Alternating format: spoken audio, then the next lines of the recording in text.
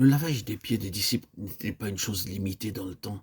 Cet acte a un caractère permanent car il est l'expression d'un amour qui aime jusqu'au bout, continuellement. Si les saints veulent achever leur course, ils devront connaître le rafraîchissement que procure le lavage continuel de leurs pieds. Et en retour, ils procureront ce même rafraîchissement à leurs compagnons de voyage. Là où le péché n'a pas été traité, l'ennemi dispose d'un terrain pour nous attaquer.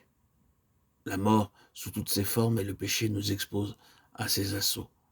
C'est pourquoi nous devons être maintenus dans la fraîcheur de la vie et sans cesse lavés de toute souillure. Même lorsque nous faisons attention à tout ce qui pourrait nous souiller, il arrive parfois et de manière inattendue que nous perdions notre enthousiasme. Le contact avec ce monde nous a marqués. Nous avons mal aux pieds à cause de la poussière et du mauvais état du chemin. Ces choses ont sapé nos forces. Nous avons la vie, nous l'avons reçue lors de notre nouvelle naissance. Mais cette vie a perdu de sa fraîcheur et nous avons besoin d'être renouvelés.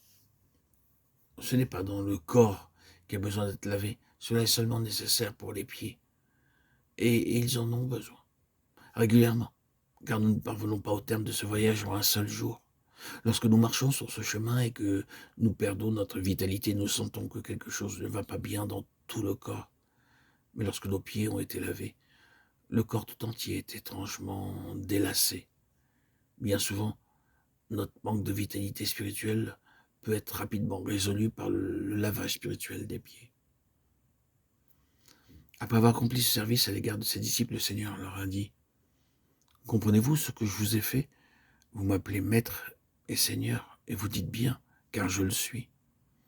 Si donc je vous ai lavé les pieds, moi le Seigneur et le Maître, vous devez aussi vous laver les pieds les uns aux autres, car je vous ai donné un exemple, afin que vous fassiez comme je vous ai fait. » Jean 13, 13 à 15.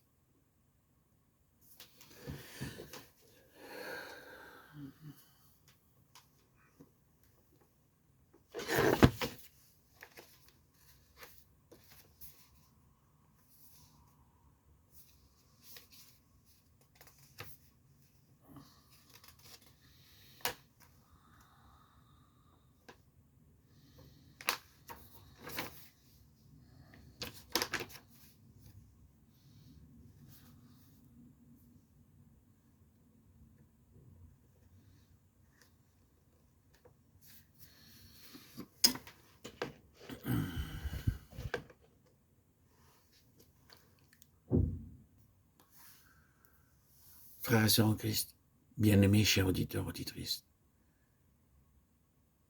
sachez-le, intégrez-le. C'est notre responsabilité d'obéir à ce commandement du Seigneur. Il nous a laissé ici un exemple et il nous a demandé de le suivre.